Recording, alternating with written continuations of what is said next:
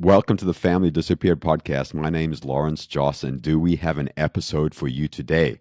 We have Lynn Steinberg, who is an author, an advocate, a psychologist, and an expert witness with years and years of experience. We're going to be talking about the court system, about attorneys, judges, what to do and what not to do in court, and also how to represent yourself. Some really, really, really insightful thoughts and ideas that Lynn shares.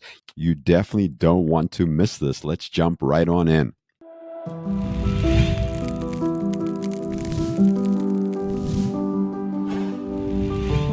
Man, in the beginning of parental alienation, estrangement, erasure, disconnection, whatever you want to call it, I remember being so ill prepared. I went to that first attorney conference with my ex and the other attorney, and at that time she was trying to get full custody of my three kids, and I was filled with anxiety and fear and trepidation. I didn't understand what was going on. The term parental alienation, the research, all that stuff was foreign.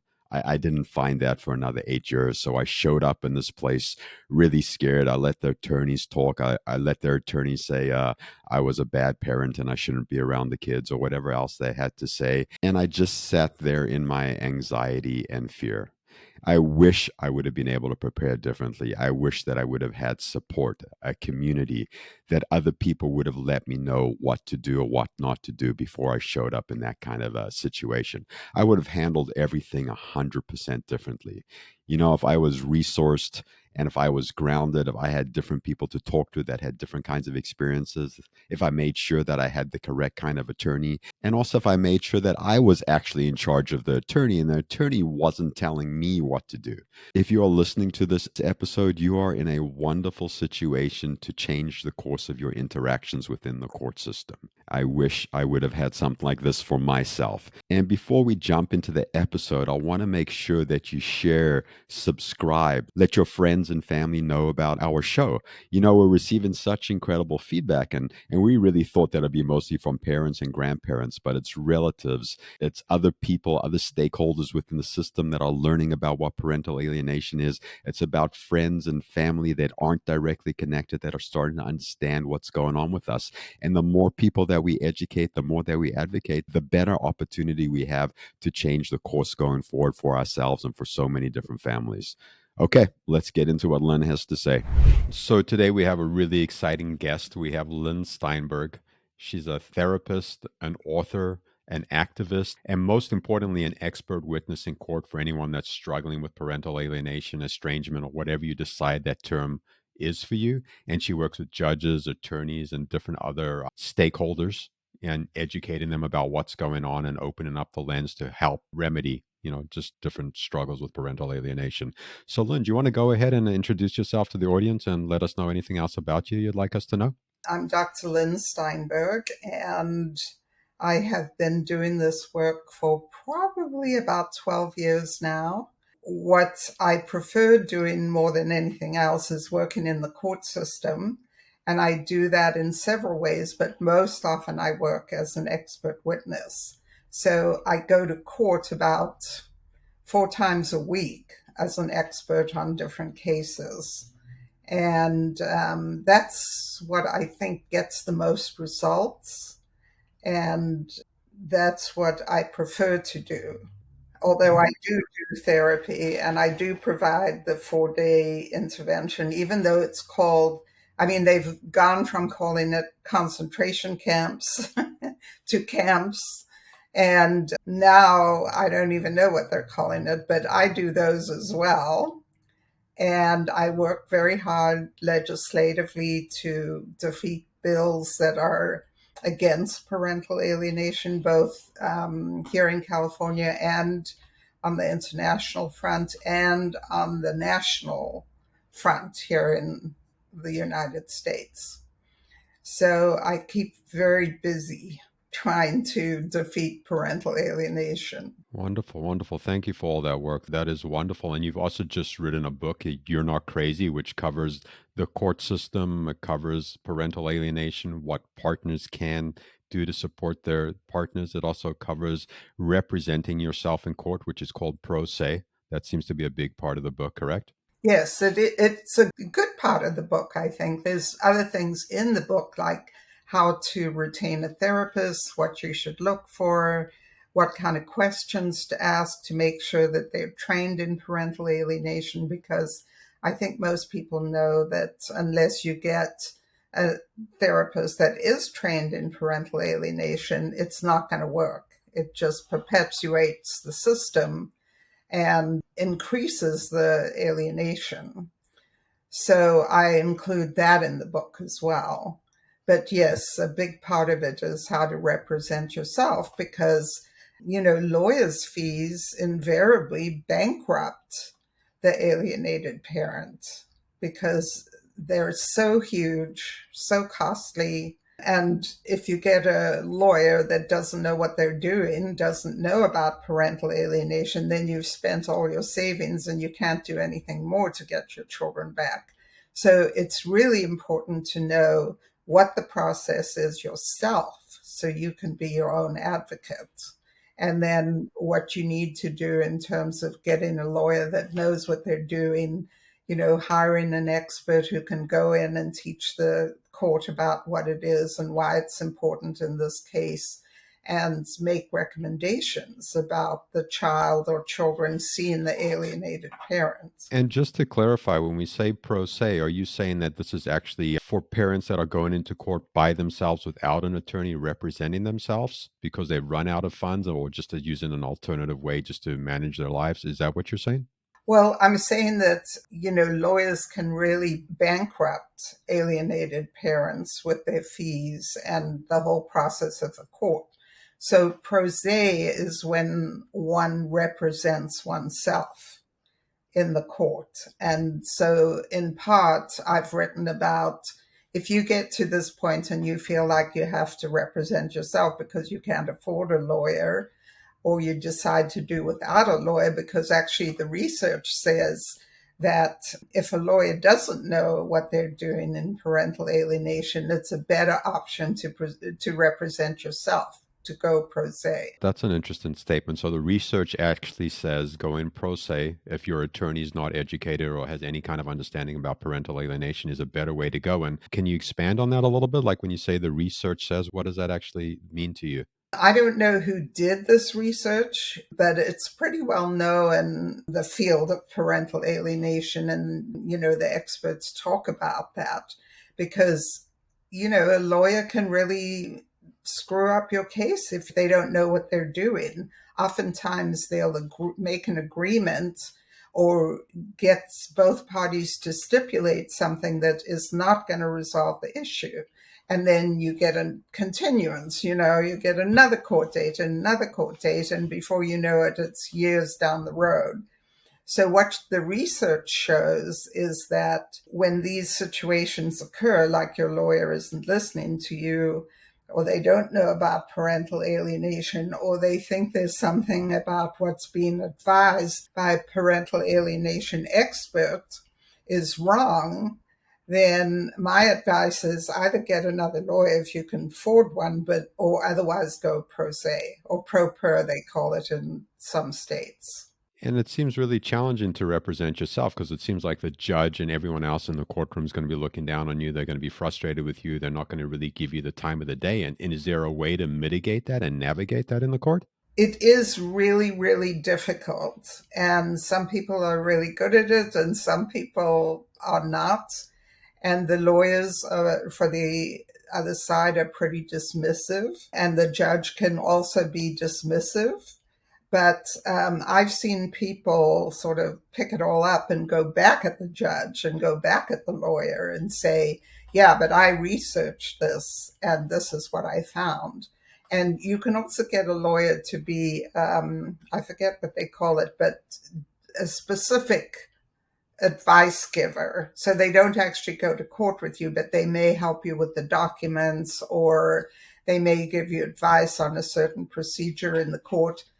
But, there's a limited number of procedures in the courts. There's a limited number of what's going to happen in the courts. Like, for example, an ex parte is when you have an emergency and you go back to court and the judge either accepts it and rules for you or against you, or says this is not material for an emergency hearing.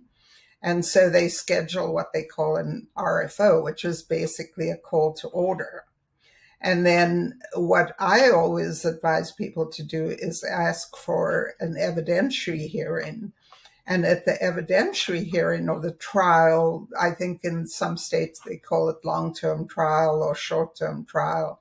What happens in those places, those hearings, is that you're allowed to bring whichever witness you want. So somebody like me who can educate the court about parental alienation can come in at that time, and you can ask questions and allow the other side to ask questions. And there's two ways for that to happen. One is that I could be a general expert where I go in, I don't know anything about the case, and I talk about what alienation is, what the judges can expect from hearing from the children, which I always advise against, and what happens, how the children get alienated, and what my recommendations are for a family, for an alienated parent to get reunited with an alienated child. So that's a general expert. A specific expert would be someone who reads every single bit of documentation there is, therapists' reports, doctors' reports, even dentist reports at some point, because one of the neglects is that children don't go to the dentist. And so when the alienated parent gets them, that's the first thing that happens. They go for braces or their teeth need to come out. It's a very common thing that happens. But anyway, when I go to court with that person as a specific expert, I answer first the questions by, in this case, it would be the alienated parent, and then get cross-examined by the alienating parent, who usually has a lawyer. And because I know the material so well, I can usually succeed in that task. So I know from having so many conversations with different people that are struggling within the court system that they get in there and they want to bring up this idea of parental alienation. And it's a really divisive term in a lot of areas and not necessarily useful. Like, do you always find it useful to use parental alienation, or are you going in through a different door that's not so much energy forcing against you? Like, how do you navigate that?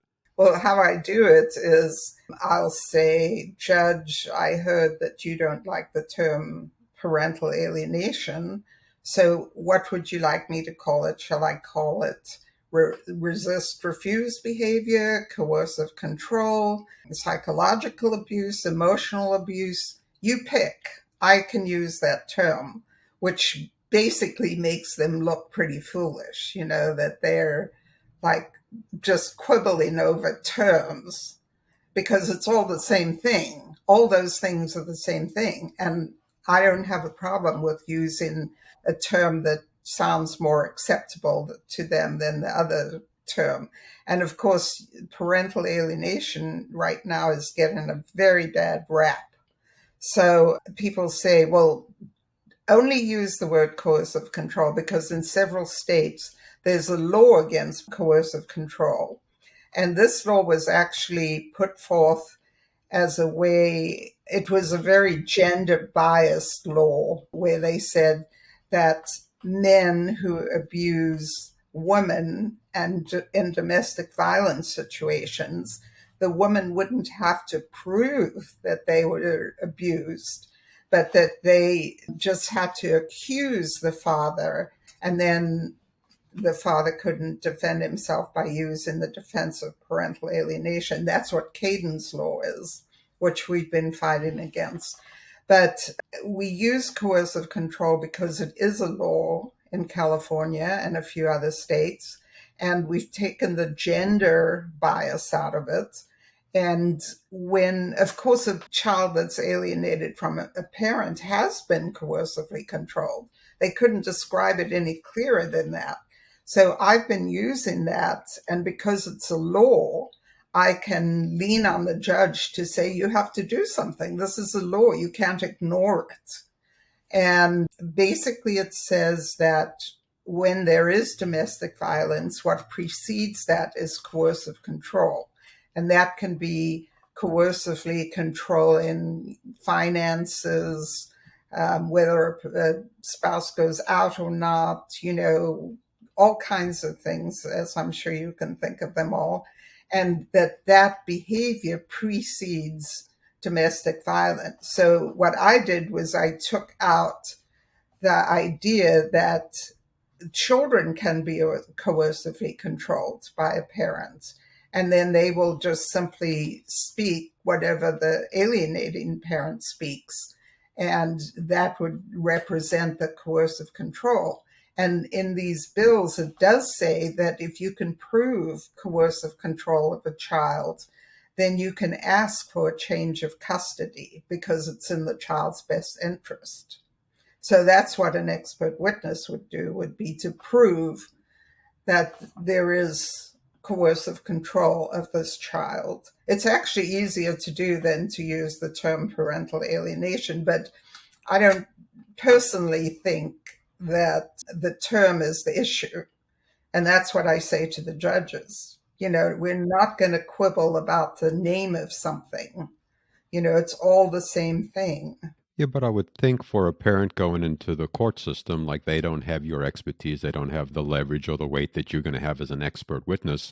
And if they use the term parental alienation, they're going to get an almost immediate pushback versus coercive control seems like a much easier, more delicate way to start a conversation. And there's a law to back it up, especially in California and some other states. Well, that's why you need an expert witness, number one, and I oftentimes go in with a pro per parent, and I am just a general expert witness, which doesn't cost anything like, what someone would charge to be an expert in the more specific sense.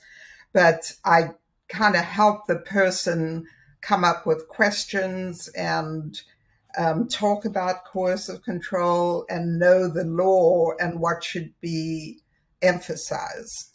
So I can help people do that. And it just takes like half an hour, to really teach somebody about the law, coercive control, and use that in the courtroom with the judge. Yeah, well, that sounds like an excellent strategy for some parents is to have someone like you as an expert witness that comes in, helps them, coaches them on the questions, uses something like coercive control that there's actually a law to back it up, and it's a little bit easier leverage point to push on than parental alienation, which is definitely going to cause a bunch of divisiveness.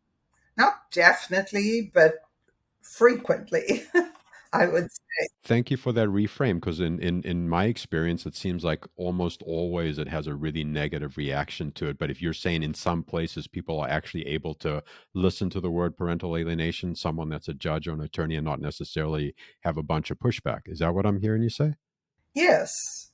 I mean, usually I'm told ahead of time, by the parent, this judge cannot stand the word parental alienation, and then I just don't use it.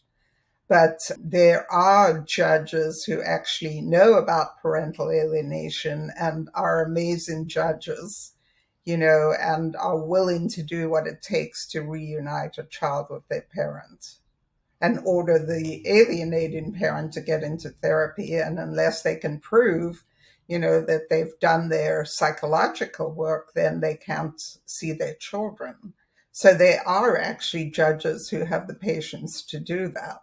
Well, I got to tell you, that's wonderful to hear. I didn't realize that there's actually folks out there that are doing really good work, that are judges and actually embracing this. And sounds like there's actually some healing and some change happening in small places. Yes.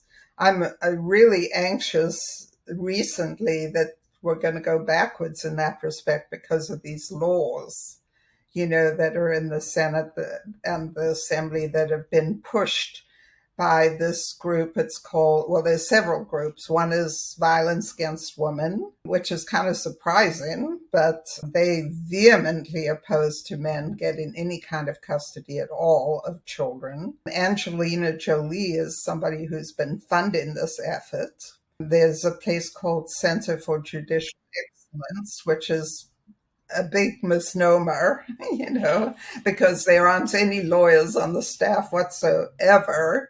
And I don't actually know what they do except write these bills. that are just awful. And then there's one mom's battle, the alienation industry, and their whole mission is to wipe parental alienation, or whatever you want to call it, off the map, and to allow children to reunite with other parents. In fact, the bill that's out there now, Peaky's bill, plans to take away any kind of reunification therapy and allow the child to stay with the alienating parent with no hope of ever reuniting with them as long as they're, in the court system. Wow, that sounds like a lot of crazy making and a lot of people running into different directions. And it seems like the real path to healing is a collaborative path where everyone's starting to get healthy and everyone's working on themselves so the children can have the best opportunity to heal, right? Well, that is what we promote. We meaning the parent alienation community, is that the children are able to have both parents because that's how it started out. They loved both parents. And then when the separation came about, and then one parent gets badmouthed and the children no longer see that parent, that's what the tragedy is. And that's what we try to mitigate. Right. So you're saying the parental alienation camp is more about child centric, really about healing the child, making sure that the child has two healthy parents so they can have a family that doesn't necessarily recreate trauma that the parents have experienced. Yes, I mean that's what we want to do, because it's not fair. I have heard so many adult children say, this, what happened to me was terrible, and my father or my mother just badmouthed this parent, and then I didn't spend a good many of my years relating to the parent. Oftentimes they find the parent's dead, they died. So there's no hope of having a relationship, or they just have a relationship with that parent for a few years. It's just a tragedy. It really is. Why should children suffer that way? Because, one parent wants to punish the other parent. Yeah, no, it's definitely heartbreaking. And talking about representing yourself in court, like what would you say are some of the other primary challenges that parents representing themselves run into? Like I heard we need to have an expert witness, you need to be prepared and educated. But what other challenges do you run into representing yourself that you've noted? Well, one of the things that I think alienated parents do that is a big problem in court is because they're so anxious and so angry, agitated, they represent themselves in a way that isn't really conducive to getting the judge's attention, say, in the court. And so being in control, being calm, being cool, and not allowing yourself to get agitated or angry, because I totally understand why an alienated parent would feel all those feelings and then just given the opportunity to talk would lash out at the other parent or the judge or the other lawyer, because the other person knows that they can incite the alienated parent. So having one's emotions under control and knowing what's going to happen, I think, is something that I've worked with parents a lot on. But I talk about it in my book, to not be the one that's going to lose your cool. Because if you stay with the facts, you don't get emotional, and you expose the alienating parent, they will unravel and they will show the court who they really are. And that happens every time. So it's really, really important. If you need help, in that respect, just being cool, calm, and collected, that's worth talking to someone about and making sure you know your stuff when you go in there, because that helps a lot too. And the other thing that I tell alienated parents is to expose the other parent, because usually alienated parents are the nice parent. And that's been my experience across the board, even talking to people on the phone.